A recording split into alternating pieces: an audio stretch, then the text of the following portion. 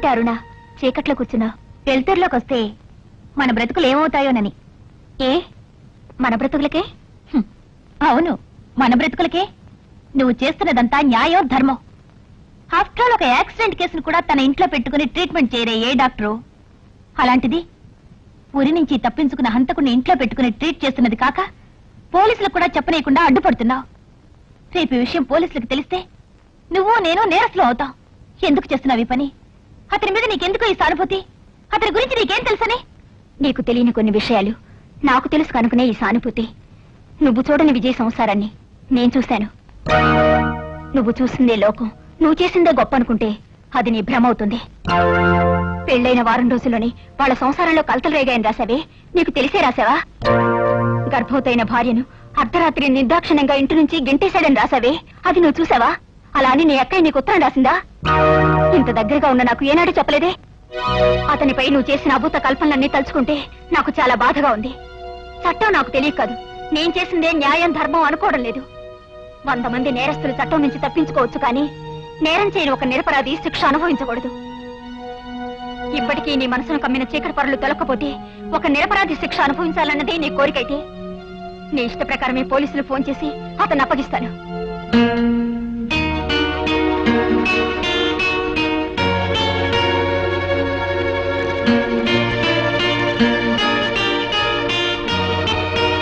Hello,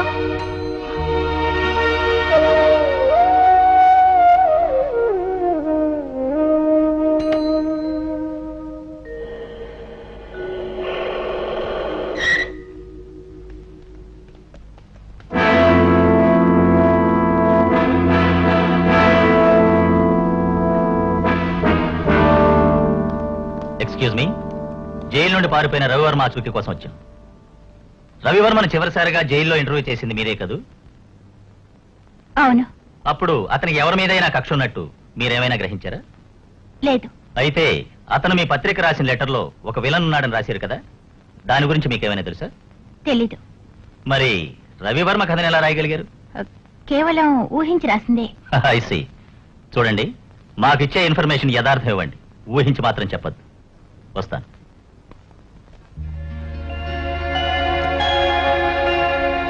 శాంతి గారు, కింద ఎవరితోనూ మాట్లాడారు?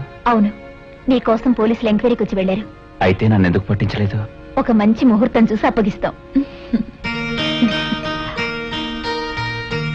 నేను వెళ్ళి జావ తీసుకొస్తాను.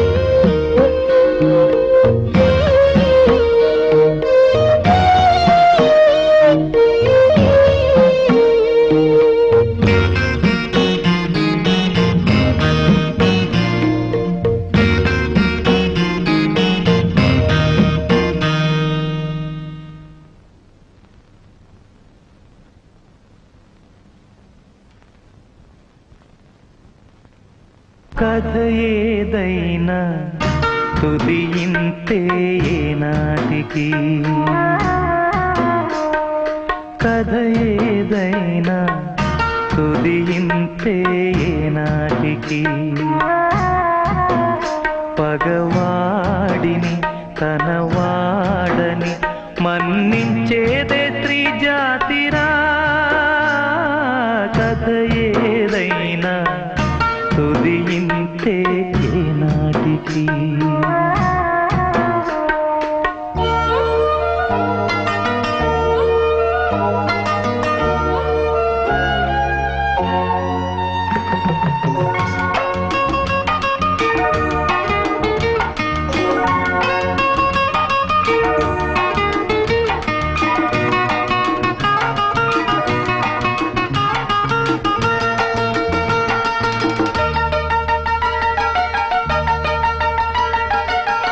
గాయాలన్నీ కాయానికైనా మాన్పే మందున్నది,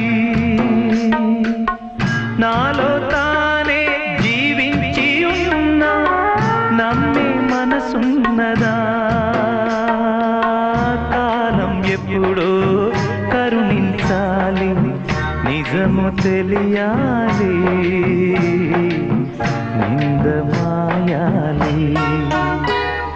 కథ ఏదైనా తుది ఇంతే ఏనాటికి.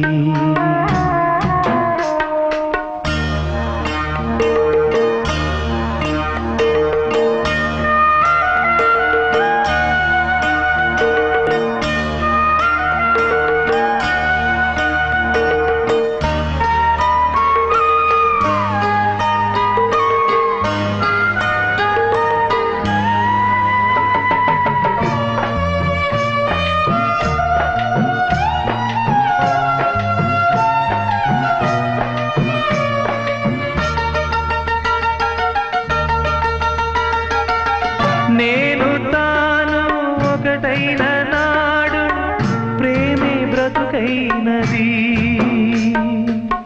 తానే పోయి నేనున్న నేడు బ్రతుకే సావైనది.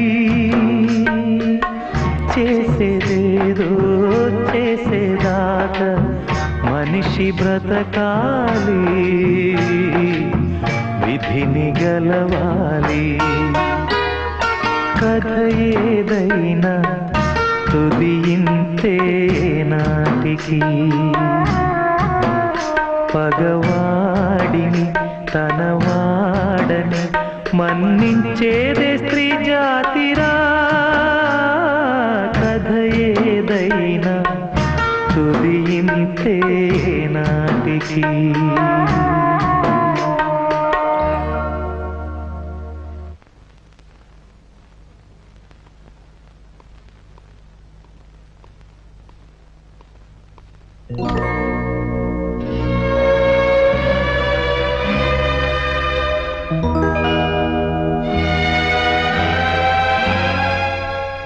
వెళ్ళొస్తాను. ఎక్కడికి ఈవేళప్పుడు బయలుదేరారు? నా లక్ష్యాన్ని సాధించుకోవడానికి. అందుకో ఇదా సమయం? నేను నా పని పూర్తి చేయకుండా మళ్ళీ పోలీసులకు చిక్కితే మీ అక్కాత్మకు శాంతి లభించదా? ఆ లక్ష్యం ఏమిటో అవి చెల్లెలైనా నేను తెలుసుకోకూడదా? నా అక్క పోయిన బాధలో నేనేదో ఊహించుకొని రాశాను, అందుకిప్పుడు పశ్చాత్తాపడుతున్నాను. ప్రపంచం కోసం కాదు, నా కోసం. నన్ను పెంచి పెద్ద చేసిన నా అక్క నిజమైన కథ ఏమిటో నాకు తెలుసుకోవాలనుంది. దయచేసి చెప్పండి. నీతో చెప్పడం వల్ల ప్రయోజనం ఏమీ ఉండదు. నా పని చేసినంత మాత్రాన లోకం నన్ను ఉత్తముడని హర్షించదు. నువ్వు నా గురించి రాసిన కథలోని నల్లక్షరాలు తెల్లగా మారు. దైవం ఎక్కడైతే ఓడిపోయిందో అక్కడనే గెలవాలనుకుంటున్నాను. నేను చేసిన తప్పుకు నాకు పరిహారం తెలియకూడదా? మీ ఆస్తి ఐశ్వర్యం నేను అనుభవించే ముందు నా బావ చాలా ఉత్తముడు, చాలా గొప్పవాడని కుమిలి కుమిలి ఏడవద్దా? దయచేసి చెప్పండి, మిమ్మల్ని రక్షించుకుంటాం. నన్ను రక్షించగల శక్తి నా కథకు లేదు. అయినా చెప్తాను. నేను చాలా గొప్ప కుటుంబంలో డబ్బుతో పుట్టాను, డబ్బుతోనే పెరిగాను. మా అమ్మా నాన్న చనిపోయిన తర్వాత నాకేమీ తోచలేదు.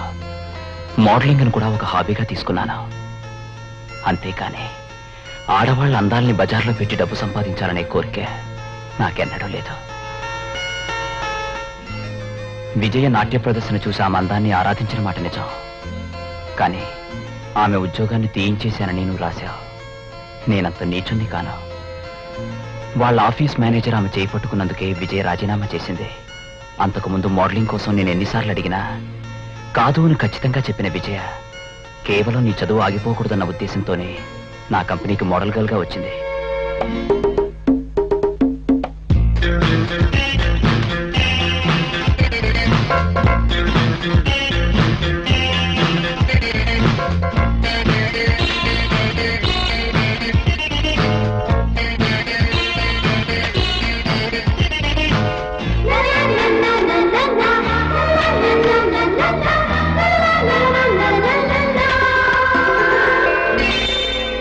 Beautiful flash.